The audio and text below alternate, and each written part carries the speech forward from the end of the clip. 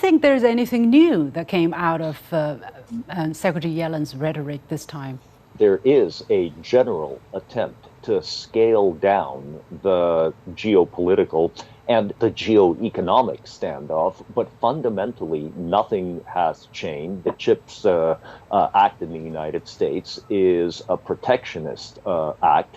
And so this is what the United States is trying to do to pull the United States out of the recession, the economic slowdown. And I don't see any reason for it to change. As a matter of fact, remember that we are just over a year from the American election. And unfortunately, when elections take place in the United States, foreign policy, international trade issues that are always complex by definition get unfortunately oversimplified and exaggerated and become hostages of politicking in Washington. Is the U.S. likely to change course on policies after this meeting? The talking is the talking, but what comes after the talking is the real actions.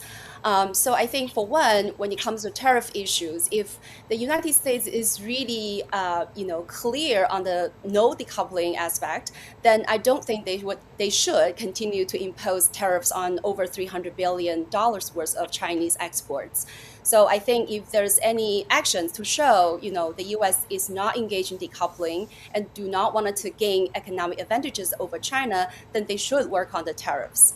But unfortunately, I agree that with the political cycle, it's unlikely that the U.S. is going to take any positive actions on that front. And what I'm worried is the U.S. can easily go from the so-called small yard, high fence approach to a broader decoupling. So you mentioned the 600 firms that are on the blacklist, and on top of that, they're going to ban also cloud services to some of the Chinese firms, and also investment in China, as you just mentioned. So I think the tech area is very sensitive. China really wants to develop its technology, right, and for all kinds of good reasons, to be more self-reliant. So I think that is really the tricky part, where you wanted to have a tech decoupling that could easily span over to many other areas.